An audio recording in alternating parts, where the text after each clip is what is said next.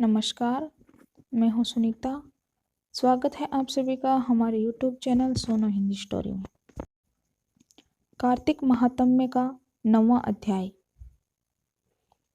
राजा पृथु ने कहा, हे नारद जी, आपने कार्तिक मास के व्रत में तुलसी की जड़ में भगवान विष्णु का निवास बताकर उस स्थान की मिट्टी का पूजन बतलाया है।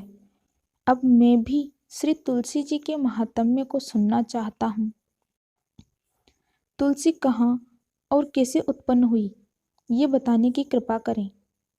नारद जी ने कहा, हे राजन, एक समय जब देवगुरु बृहस्पति और देवराज इंद्र कैलाश पर्वत पर शंकर जी का दर्शन करने के लिए गए तो शंकर जी ने उनकी परीक्षा ली। उन जटाधारी दिगंबर ने उनका मार्ग में ही अनुरोध कर डाला।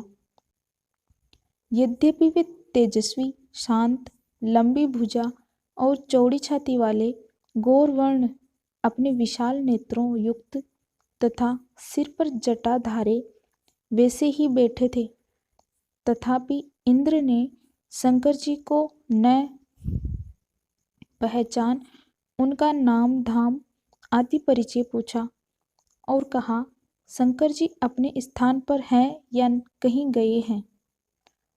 इस पर उस तपस्वी ने कुछ नहीं कहा, परंतु त्रिलोकीनाथ के ऐश्वर्य से वर्भित होकर इंद्र कब चुप रहते।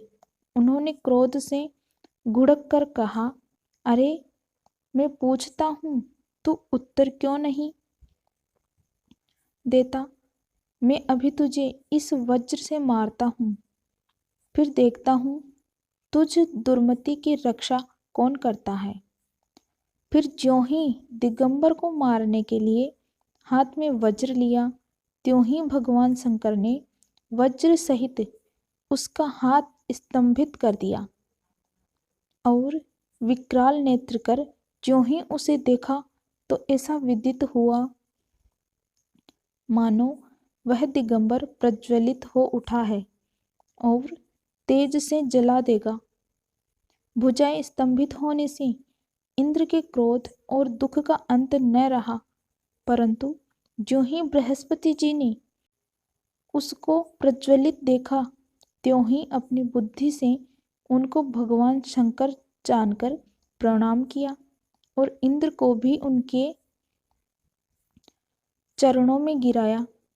फिर बृहस्पति जी बोले, हे दीनानाथ, अपना क्रोध रोककर इंद्र का अपराध क्षमा कीजिए। बृहस्पति जी के वचन सुनकर महेश्वर गंभीर वाणी में बोले, मैं अपने नेत्रों से निकले क्रोध को कैसे रोकूं? तब बृहस्पति बोले, हे भगवान, भक्तों पर तो दया करनी ही चाहिए, अतः अपना भक्त वत्सल नाम सार्थक कीजिए और इस तेज को शांत कर इंद्र का उद्धार कीजिए। तब भगवान शंकर ने कहा, मैं तुम्हारी स्तुति से प्रसन्न हूँ, जो तुमने इंद्र को जीवन दान दिलाया।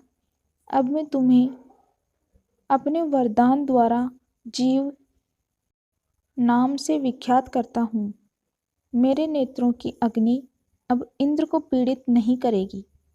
ऐसा कह शंकर जी ने अपने माथे से निकले हुए तेज को लेकर क्षीर सागर में डाल दिया।